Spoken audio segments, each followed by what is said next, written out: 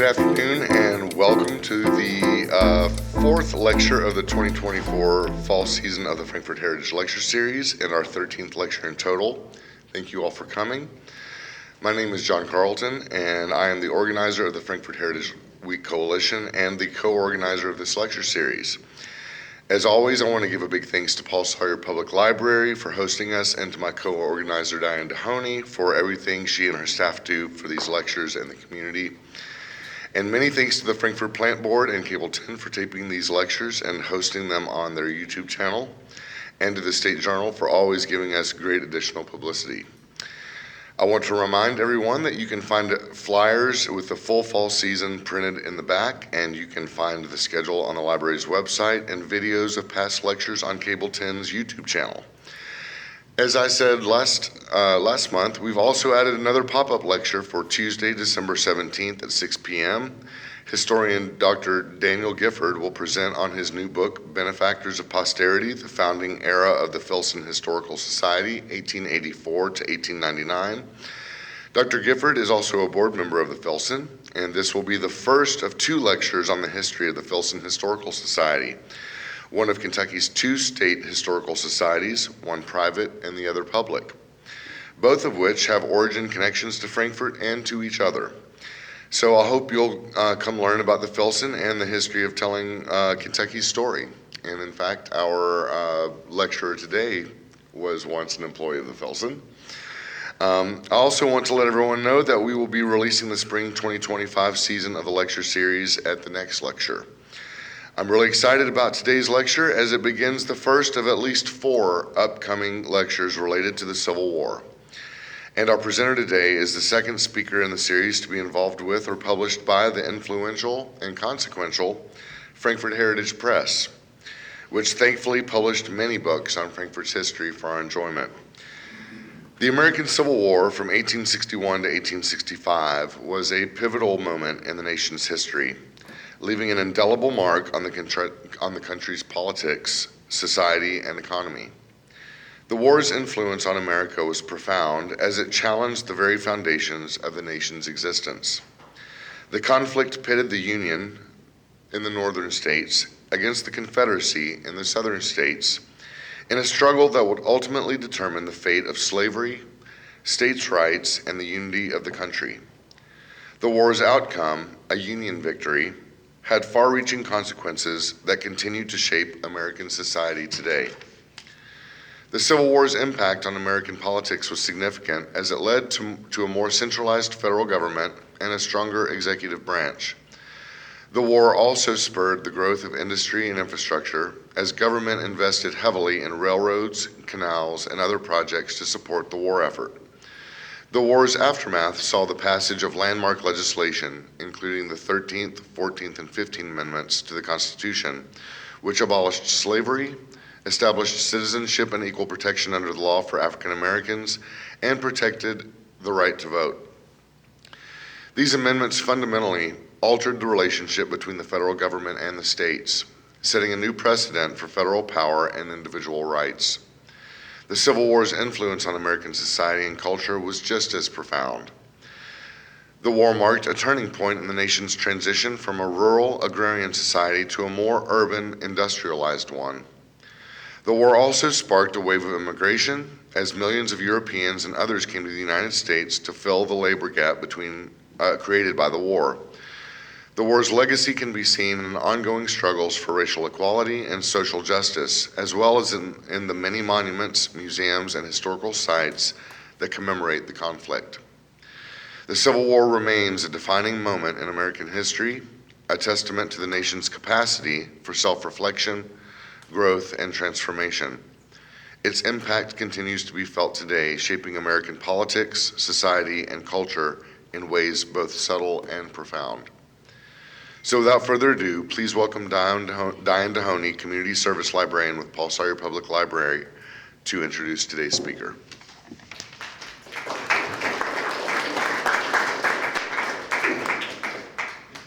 Thank you so much, John. As he said, my name is Diane Dehoney. I'm the Community Service Librarian here at Paul Sawyer. And on behalf of everyone here, we'd like to welcome you out on this beautiful Saturday afternoon. So much going on in Frankfort today, which we love to see. And we're so grateful that you chose to spend part of that day with us. So thank you for being here. It is my privilege to introduce to you today James M. Prichard, who is a historian and public speaker who currently resides in Louisville. He received his BA and MA in history at Wright State University in Dayton, Ohio. Following his tenure as Research Room Supervisor at the Kentucky Department of Libraries and Archives, which was from 1985 to 2008, he worked in the Special Collections Department at the Filson Historical Society in Louisville from 2013 to 2022. In addition to writing the Frankfort Heritage Press book, Embattled Capital, Frankfort During the Civil War, he has contributed essays to the following scholarly works: Virginia at War, 1863, Confederate Generals in the Western Theater, Volumes 2 and 4, Kentuckians in Gray, Kentucky Encyclopedia, the Encyclopedia of Louisville, Biographical Dictionary of the Union, Heidler's Encyclopedia of the American Civil War, the World Encyclopedia of Slavery, and Confederate Generals in the Western Theater, as well as Civil War Times, North and South, and True West magazines. Please help us to welcome to the podium today, James M. Prichard.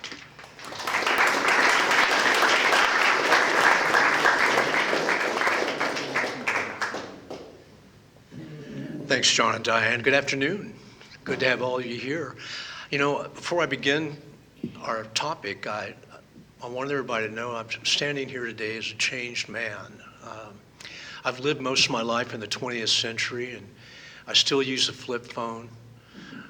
I text only when I absolutely have to, and I decided to make the leap, and so this is my second PowerPoint presentation. Thanks to my son at the rear of the room who put it all together for me because I was completely clueless. Now, I understand also in these times, it's the new custom to issue trigger warnings, before you give a talk anywhere. And I once gave a talk at the Filson Historical Society, completely unaware that the entire back of my trousers had ripped out. And so my trigger warning is just be prepared for anything. Anything could happen today. I had the pleasure of attending a really excellent Civil War program at the Kentucky Historical Society about 2 weeks ago.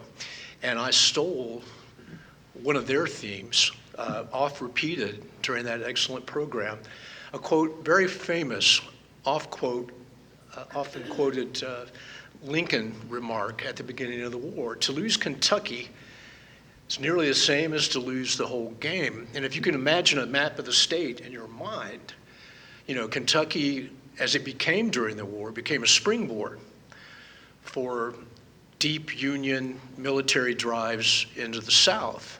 And with the collapse of the Confederate line of defense in the winter of 1862, Union forces were able to drive all the way into northern Mississippi almost. Nashville, the first Confederate capital, was captured at that time. Well, the reverse is true as well. If the state had gone with the Confederacy, the Kentucky Confederates could have disrupted commerce and military traffic on the Ohio and the Mississippi. You might have heard about a Sherman-esque march and the burning of Chicago instead of the burning of Atlanta. So it really did occupy a crucial place in the history of the Civil War. And Frankfort also had a very unique role in the conflict. And what I'll talk about today are the two moments of high drama, almost something like almost out of an old John Ford movie. The Confederate occupation of the Capitol in 1862, the only state capital to be occupied by the Confederate Army during the conflict. And if there's time remaining, we'll talk about Morgan's last Kentucky raid, in which Governor Thomas Bramlette was the only loyal governor to actually shoulder a musket and participate in the fight for the Capitol in June of 1864. One thing I'd like to begin with, though, is a reminder. It's common these days for a lot of scholars to delve into the past and talk more and more about the war before the war. And Kentucky was on the front lines of the anti-slavery struggle. And there were actually violent clashes and violent escape attempts in Kentucky before the Civil War broke out. And I've been doing research on the men and women on both sides of the color line who were imprisoned in the state penitentiary for the crime of helping enslaved people to run away. Maximum sentence of 20 years if you were caught and convicted in court. It's an entire, cross-section of the populace. One mother, a free woman of color, slipped back from Ohio to rescue her children in slavery in Kentucky. They're about to be sold down the river, and she was caught and was sentenced to the penitentiary for stealing her own children. And she took her own life not too long after that. Last person to walk out those prison gates, the last anti-slavery prisoner, walked out in 1870, 5 years after the death of slavery. But to get to the war, Lincoln is elected president. Many of the most extreme Southern disunionists see the handwriting on the wall, and the secession movement begins, and the nation is in crisis from November of 1860 until the spring of 1861. But all eyes were not on Abraham Lincoln. They were on John Jordan Crittenden of Frankfort. Now, I erred here. What I'm going to share with you actually took place when he was in the Senate in 1861. He was 74 years old at the time. He had made his mark as Henry Clay's wingman, and was a very dignified, well-respected old gentleman of the Senate when the war began to break out. And of course, as Henry Clay's chief lieutenant, everybody turned to him in the hopes that some type of compromise could be arranged that would prevent disunion and civil war. Clay had helped with the Compromise of 1820, and then the Compromise of 1850. Well, maybe there could be a Compromise of 1861. And so all eyes were on Crittenden of Frankfort, and he was swamped with petitions and letters and memorials from people all over the country. 14,000 women signed one, begging him to do something to save the Union. He rose to speak in the Senate, and those who heard probably what was his most famous speech, most powerful speech in his life, said it was as if he was speaking to the muse of history. But there were many in the country, North and South, who believed that the time for compromise had passed. One Northern humorist said, let's do this. Let's restore the Missouri Compromise line, 3630, which was part of his compromise plan, except we'll extend it to the Canadian border. He says, we'll remove every person of African descent from North America. We'll exile all the abolitionists to Liberia. And instead of stars on our flag, we'll have cotton bales. And instead of the American eagle, we'll have a Carolina turkey buzzard as the national bird. And he said that would probably appease the fire eaters in the South. Well, Abraham Lincoln was of like mind. As he told members of his party in private, it's push has come to shove. And he says, we cannot absolutely agree to any compromise, even if it means restoring the Missouri Compromise line to the Pacific, which is what Crittenden suggested. Our party was built on keeping slavery in the United States contained. And so if we give in to this, why the whole foundation of our party means nothing. And many people might not be aware or remember that during the 1850s, there were several mercenary expeditions from the United States, largely composed of Southerners, trying to wrest Cuba from Spain, make that a slave state. Nicaragua, parts of Mexico, they were called filibusters. And Lincoln pointed out, he says, if we give in, he says, they will threaten to secede if the United States doesn't take Cuba, doesn't take Central America. And he says, we'll, end up with a slave empire in North America. So Lincoln and the Republicans killed the Crittenden Compromise. And so the war came. And like many families across the nation, the Crittendens were affected. George B. Crittenden became a Confederate Major General. This picture, though, actually shows him as a much younger man when he was in the United States Mounted Rifles fighting Apaches and Comanches on the frontier. If you see a photo of him in his Confederate uniform, he's aged considerably. And you can tell what service on the frontier in New Mexico, Arizona, and elsewhere did to his constitution, not to mention his great fondness for whiskey. His brother Thomas became a Union general. Another brother, Eugene, became a colonel of a Union Kentucky cavalry regiment. And so, again, many families, many communities, and if you look at the state of Kentucky, it was almost like a crazy woman's quilt, because you have a county like Franklin, which is largely pro-Union, but to the north, you have a county like Owen, which is overwhelmingly pro-Confederate. And of course, within Franklin County, you have precincts like Bald Knob that were overwhelmingly pro-Southern in a largely Union county. The first event we'll talk about deals with the Confederate invasion of Kentucky in the autumn of 1862. And Frankfort, again, is sort of in the eye of the storm.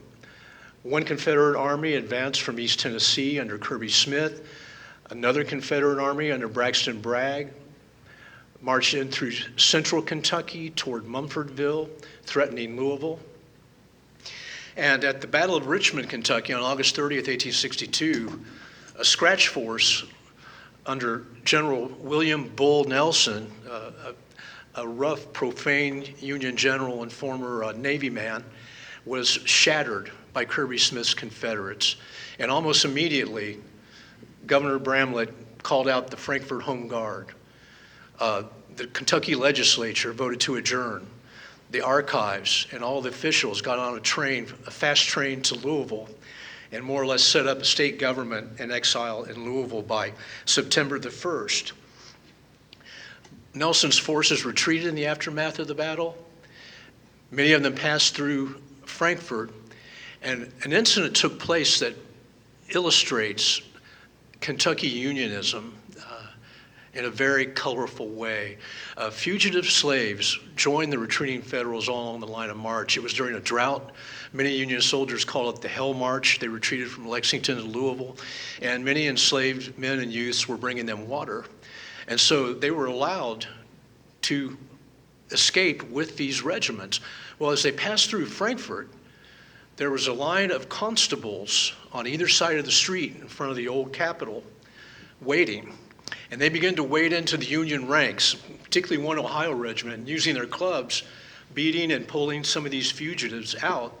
And the Ohioans lowered their muskets and began to threaten the local constables with their bayonets.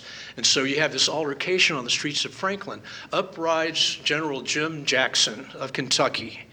And I'll clean up his language a little bit, but he curses the Buckeyes as nothing but a bunch of abolitionists, Negro stealers, Negro thieves. And then he orders the Ohioans to close ranks and march on. Well, Jackson would be killed fighting for the old flag at the Battle of Perryville not too long after that, on October 8th, 1862. September 3rd, Confederate cavalry approaches the Capitol, and the city surrenders to Colonel John S. Scott of the 1st Louisiana Cavalry. And so Perryville itself is the most memorable event during the Kentucky campaign, again, the largest battle on Kentucky soil during the war. Well, let's concentrate on the old Capitol here for the next few minutes because it'll have a lot of symbolic value. When the Confederates rode into town, there was a huge United States flag flying over the top of the Capitol. One of the Louisianians climbed to the top of it, tore down the flag, and raised the Confederate flag. The Federal colors were torn into strips, tied to the back horses' tails of the Confederate cavalrymen, and then they paraded through the streets of Frankfort. Dr. Hugh Rodman remained in the city, and he wrote to Adjutant General John W. Fennell about his experiences. You would look at our dear town today with feelings of deepest regret. Every street has from 1 to a dozen rebel troopers constantly in sight. The young men of the town and county are rushing by the dozens to volunteer. I learned that 200 have already joined them in this town alone. The whole country seems mad and rushing headlong to the devil. After the cavalry departed, a brigade of Florida infantry occupied the Capitol, and the Capitol building became a Confederate barracks. The Mansion House became a Confederate hospital. The penitentiary blacksmith shop was used to repair Confederate artillery wagons and other supply wagons, and a battery of artillery was placed on Cemetery Hill, overlooking the city. However, the Confederate soldiers and their officers were very careful to respect private property and to treat people with respect. And they actually invited many of the Union refugees to come back to the city because they would not be harmed in any way. One of the Floridians noted in his diary that when they marched into the Capitol on September 13th, our reception at this place was very cold in consequence of the Union population of the city. Well, it became worse for the occupying Confederates after that because dysentery and other forms of disease would sweep through their ranks. The hospital would be crowded to overflowing. If you go to the State Cemetery today and you look at the Confederate plot up there, you'll see the graves of men and youths from Georgia, Alabama, and Florida who died here. Again, no great battle here, but a lot of individuals died from disease at that time. The Battle of Antietam would take place in the east. This Union victory would persuade President Abraham Lincoln to issue a preliminary Emancipation Proclamation on September 22nd. And on September 26th, Frankfort would hold a protest meeting. And once again, we get a glimpse of Kentucky and border state unionism because those in attendance were pro-Southern and pro-Union, and they all protested the Emancipation Proclamation. It was a betrayal in particular of Kentucky Unionists in their minds at that time because they believed that they were fighting for the Union, the preservation of the Union of Clay and Jackson, and only for the Union, and that slavery should be left as it was, as it existed when the guns roared at Fort Sumter. Within days of this particular event, Union forces under Don Carlos Buell, which had marched out of Middle Tennessee, occupied Louisville, began to advance against Braxton Bragg and Kirby Smith's forces in Kentucky. Buell divided his force into several divisions. They all advanced from Louisville, separate routes. 2 full divisions would march on Frankfort. As a matter of fact, Braxton Bragg believed that the battle for Kentucky would be fought here. And so he decided the first thing that needed to be done was to inaugurate a Confederate governor. And so the big symbolic event in Frankfort at this particular time was the inauguration on October 4th, 1862, of Governor Richard Hawes. There was a cavalcade of Confederate generals. The city was sworn with Confederate bayonets. He had a cavalry escort, a brass band, led him up to the steps of the old Capitol, introduced by Braxton Bragg himself, and gave his inaugural address in which he talked about the despotism of the Lincoln administration. Lincoln had now become a dictator. He's dropped the mask. He's going to end slavery as it exists, not only in the Deep South, but in the border states. And Kentuckians, therefore, have no real reason to remain and fight for the Union. Now, in the background, while he's giving his address, there was a distant boom of artillery, and John Scott's cavalry was clashing with the advance guard of the Union Division under Joshua Sill in the general area of Shelbyville, between Shelbyville and the Franklin County line. And the booming became louder and louder as Hawes is making his remarks. And Brigadier General Humphrey Marshall of Kentucky happened to be present, talking to a friend of his, an old friend of his from Frankfort. And as the cannon's roars grew louder, he said, "That is our notice to leave." He says, "We will probably be leaving you quite shortly." And so he looked to his friend, and his friend said, "Well, come to my house and have a good glass of Kentucky bourbon before you go." And he says, "I will." He says, "I will come to your house and I will drink your whiskey, because after all, this has been nothing but a damn farce." And in effect it was. Hawes, his cabinet, his government, and the Confederate Army was in full retreat from Frankfort shortly after he gave his inaugural address. Bragg's staff officer wrote this interesting remark about the retreat. "A wonderful change ensued, where it had all been cheerfulness and anticipation of pleasure. Alarm and dismay seized upon our friends who did not belong to the army. Under the protection of an army, they thought they would remain safe, but because they made so many public demonstrations of sympathy for the Confederate cause, they had no recourse but to pack up their things and join the army as refugees, while others, never dreaming of martial fame, found themselves embarked upon a 3-year cruise in the Confederate Army." Sill would occupy Frankfort the next day on October 5th. His forces would drive Scott's cavalry out of the capital, and for a brief time, Sill would remain in the Capitol. The Federal colors were restored to the top of the Capitol building. But again, as forces were concentrating in what will later become the Battle of Perryville, Sill moves out. And when he moves out, Scott's cavalry moves back in. And here we have one of the most colorful incidents in the war in Frankfort. And again, there's always a little touch of humor in some of these events that happen.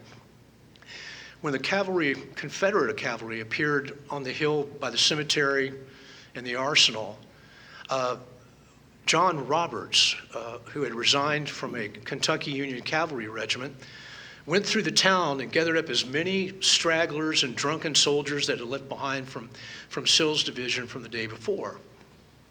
They went on top of Monroe Hill, which we call Berry Hill today, found 2 wagon wheels and a barrel, and that became their cannon. And they trained that mighty cannon onto the arsenal, which became Scott's command post.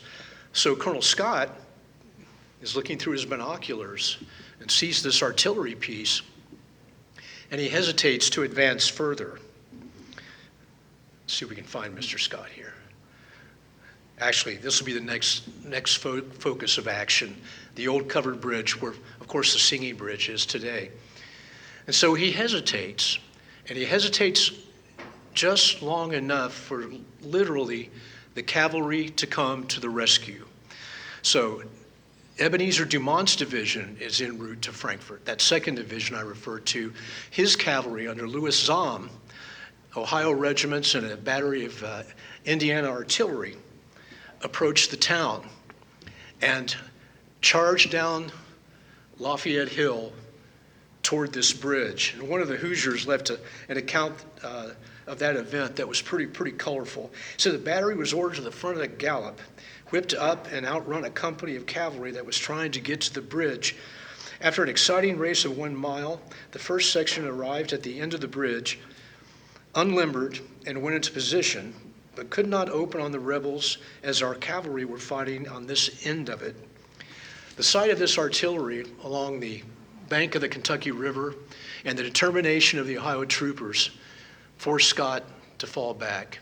And so Frankfort was once again occupied. The capital was safe.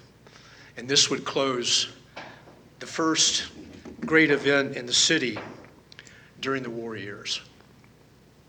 Oops, gadgets. There we go. You would think, as rough a looking gentleman as this, Colonel Scott would have put up a better fight, but again, he was greatly outnumbered. The next event in Frankfort would be connected with John Hunt Morgan's last raid at Kentucky in the summer of 1864. Morgan had, of course, led his division into Ohio in the summer of 1863 and was overtaken, and along with most of his men captured. He escaped from the penitentiary in Columbus, Ohio, made his way back to Virginia, was given a new command in southwestern Virginia, and in the summer of 1864 was contemplating another raid into Kentucky. Now this event sort of illustrates how even decisions made at the top level of command would have a ripple effect in places like Frankfort. Grant had come east, had assumed total command of the Union armies. His strategy was to hit the Confederate armies everywhere all at once. So he would drive against Lee in Virginia. He sent another column down the Shenandoah Valley, another column through West Virginia to strike the rail lines in southwest Virginia. And all the available forces in Kentucky under Stephen Burbridge were amassed and sent into the Big Sandy Valley to attack Morgan in his base in southwestern Virginia. The 30th Kentucky Mounted Infantry had been the main garrison in Frankfort until this particular moment. But after they pulled out, Frankfort was only defended by the 36th Regiment of Militia, which wasn't on active duty, and a company of State Guard cavalry. Morgan decided to strike the first blows, so he entered Kentucky on June 2nd, 1864 through Pound Gap, made his way through the Big Sandy Valley. Whoops, try that again.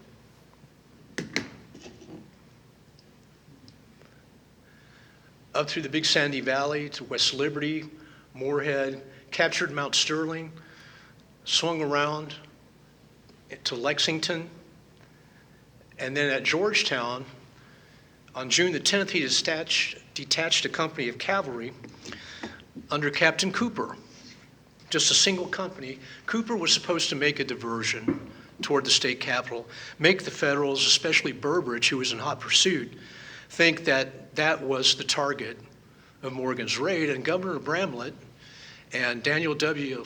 Lindsay of Frankfort, who was the chief military officer for the state, also felt the same way. So this particular body of men dashed toward Frankfort. Bramlette activates the local militia. The company of state cavalry is put on guard, and every available man that could hold a musket is gathered up, including the governor, Secretary of State Van Winkle, Attorney General John Marshall Harlan, the future Chief Justice, and part of them are posted in Fort Boone on Fort Hill today, and part are posted around the arsenal. And on the evening of June 10th, the Confederates approached the cemetery and arsenal side of Frankfort. At that time, only 40 militiamen had been able to gather into the fort. Cooper made a feint toward the arsenal and then took the Owenton Pike to attack the fort from this angle. And it was a near-run thing. over 75 enslaved African Americans had been impressed to create a defensive line outside the fort. 2 cannon were placed there, and the rebel troopers actually overran that position and actually threatened the fort.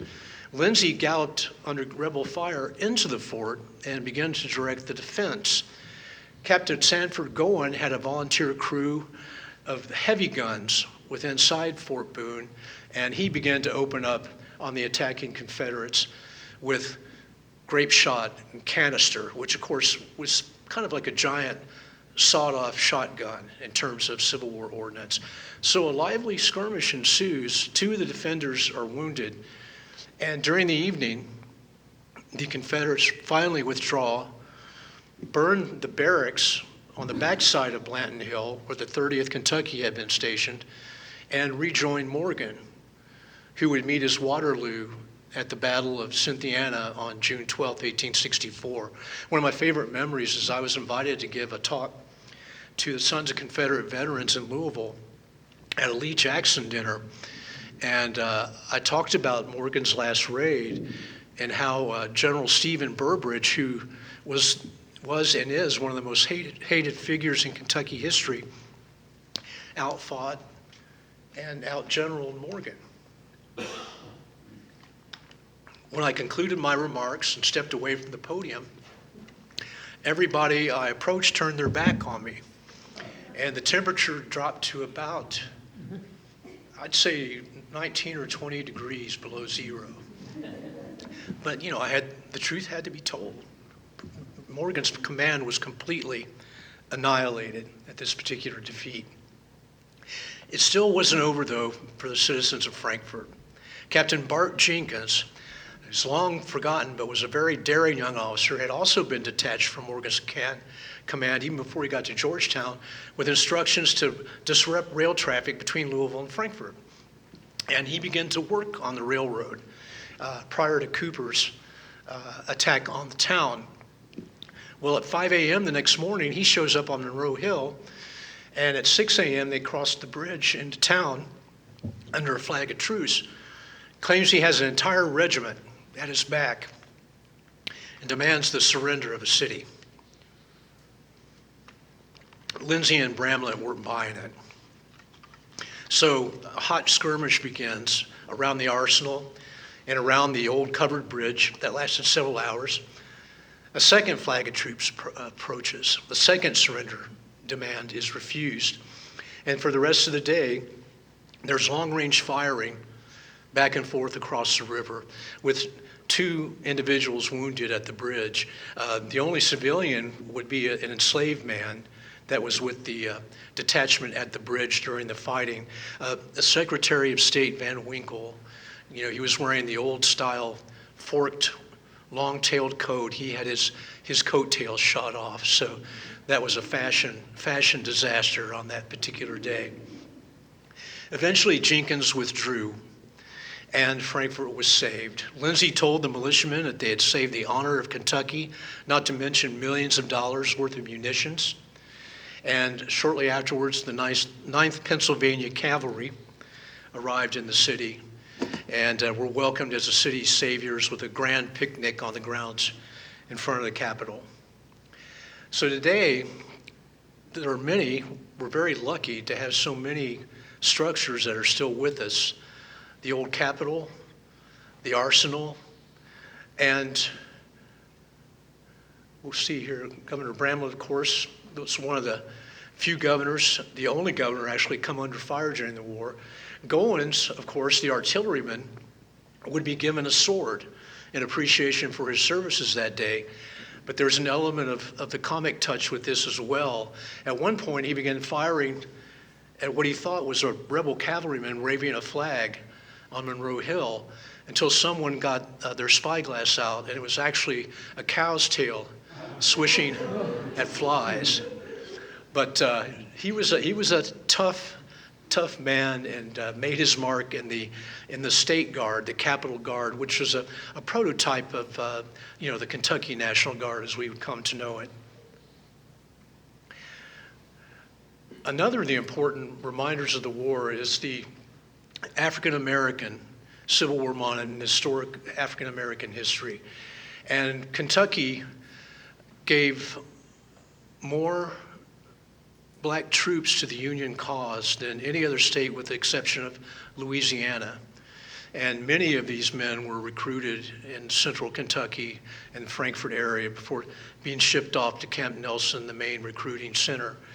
One of my favorite stories when I was researching the book involved a recruiting detail in Frankfort in the spring of 1865. Lee had surrendered. Everybody felt that the war was over.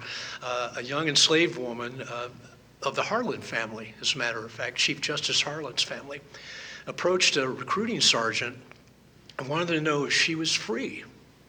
And he said, no, the Emancipation Proclamation did not apply to Kentucky. And so slavery is still the law here. He says, the only way you can gain your freedom is to marry a soldier. So without a word, she walks over to the line of recruits, walks up and down, you. And the chaplain marries him, and on the spot, and she wins her freedom.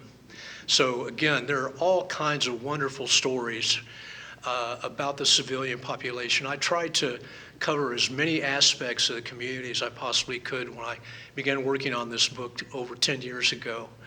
And there are still many, many stories to be told. At this point, I go ahead and stop for any questions you might have.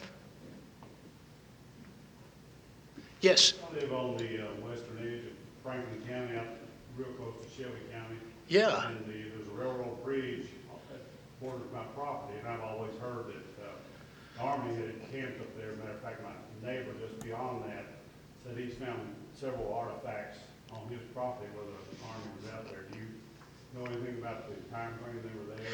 Any more detail? I would say that maybe from late 1864, early 1865. After Morgan's force was shattered and his men scattered to the winds, a large portion of them went into Owen County. And under Lieutenant Colonel George Jesse, they remained in Kentucky. Jesse would often commanded 200, 300 men, and he frequently attacked the rail communications between Frankfort and Louisville during the war. At one point, they burned a train around Christmas, and all the children's toys from Louisville were burned in the train, and so the Union press condemned Jesse for making war against children. But yeah, they operated all up and down the rail line during the winter of 1864-65, largely because there were very few regular Union soldiers operating in the area. Any other questions?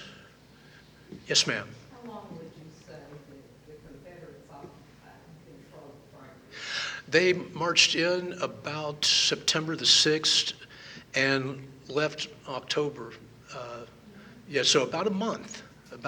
They left on the 4th. So they were here for quite a while, but again, it was mainly used as a supply base and a recruiting center. They cleaned out the arsenal, didn't They did, and of course a lot of other businesses too had, especially where shoes were concerned. A lot of these men had marched all the way up, Bragg's men had marched all the way up from northern Alabama and East Tennessee, along with Smith, so shoes were in high demand. Yes, sir. Did you say early that Nashville was an early Confederate? What's that?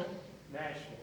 Oh, Nashville, yeah. Did you say early that it was the first Confederate? Yes. Capital? Yes. I thought it was Montgomery. Yeah, after the Battle of Mill Springs on January 19th, 1862, the Confederate line began to collapse, and particularly when Grant used the Tennessee and Cumberland rivers to capture Forts Henry and Fort Donelson. So the main Confederate base at Bowling Green was abandoned, and Nashville was abandoned, and Don Carlos Buell's Union forces occupied the Confederate capital.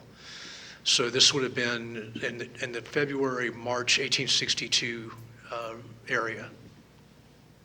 Time frame, I should say. Yes? There's confusion. Montgomery was the first Confederate capital, and Prichard. Nashville was the first Confederate state capital to be captured. Okay. Does that clear that up? Yes. Okay.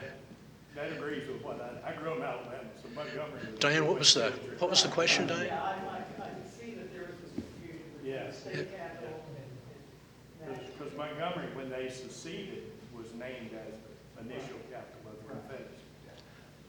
Okay. Any other questions? Yes. Are you familiar with the Natchez Trace? Yes. Was that a popular thoroughfare for the military? You know, that's a theater I haven't really explored that much. I've done a lot of research on the land pirates of the Natchez Trace in the late 18th and early 19th century, like the notorious Hart brothers, who led a murder spree through Kentucky in 1799, and that would be kind of a nice Halloween talk at the library at some time in the future. But yeah, I'm not familiar with how the Natchez Trace was utilized militarily, although, you know, again, railroads and the river systems were the main modes of transportation during the conflict. Yes, ma'am. When did John Hunt William die and how? He was killed in Greenville, Tennessee in September of 1864.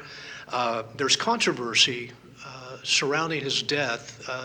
His headquarters were surrounded by Union troops, and it was alleged that the woman of the house had divulged the fact to Union authorities that Morgan was in that home. And so they were able to launch a surprise attack. He fled through the garden and was shot down as he was defending himself.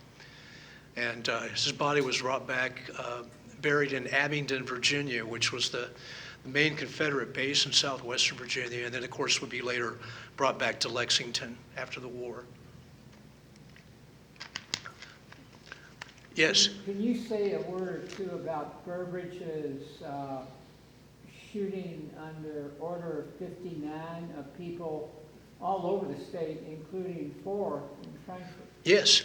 Yeah, Burbridge, again, is still controversial, although much of what has been written about him was colored by post-war politics. And many of these firing squad victims have been described as martyrs. But in actuality, the Lexington military prison was established. It was in an old tobacco warehouse for prisoners who were suspected of being guerrillas. And so that was the pool from which Burbridge drew men who were awaiting trial for being guerrillas to be shot. And it's true, they were shot for crimes that they did not commit. But just to give you one example, the 4 men who were killed in Frankfort, one was a Captain Jones of Texas, who I suspect was captured in western Kentucky. There were a lot of Texans in Adam Rankin Johnson's command operating in western Kentucky. Johnson was sort of Morgan's counterpoint. And again, a lot of his men were committing depredations in that part of the state. My favorite, and I actually got into an intense email exchange with a descendant of Thornton Lafferty. And most post-war accounts say that he was a decrepit 70-year-old, you know, I'm 71, so I resent that decrepit, you know, description myself, with long, you know, gray hair, and he was a political prisoner. Actually, he was 40, and he had been prematurely gray, had been arrested earlier in the war, taken the oath of allegiance, and then when he was captured, he was in arms with some notorious Pendleton County guerrillas, and it was part of the same band that had captured a Union major in Pendleton County who was home recovering from wounds received at Chickamauga, and they dragged him out of his house, tied him to a tree, and shot him to death. So some of these men might have died on the gallows anyway, but Elijah Horton was a regularly enlisted Confederate soldier, but his unit operated on detached duty, and he participated in a raid in Grayson, Kentucky in the spring of 1864, in which the courthouse was set on fire, stores were plundered, and so to local Unionists, that was guerrilla activity. So it's really, you know, not necessarily as black and white a thing. And fundamentally, most people overlook the fact that Sherman was leaning on Burbridge very hard to do something, and he totally approved and encouraged this particular measure. But again, it's one of the tragic consequences of the war. And those men are still, the execution victims, of course, are buried in the Confederate plot in the cemetery here. Any other questions? Well, it was a pleasure being with you this afternoon, and I'll be happy to stick around in the back. I've got some books if you're interested. It's the 10th anniversary price of $20 instead of $40. I'm wearing the same suit that I wore on the dust jacket. So if I sell enough books, I'll be able to get a new suit for anything else I might write. So thank you very much. Have a good afternoon.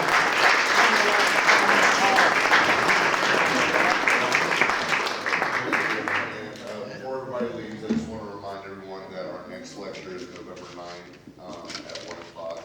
It will be Sylvia Coffey, who is the president of the Kentucky Women's History Alliance, talking about Kentucky women and the battle for the vote. So I invite you all to come back next month. Thank you all so much. Thanks again, John.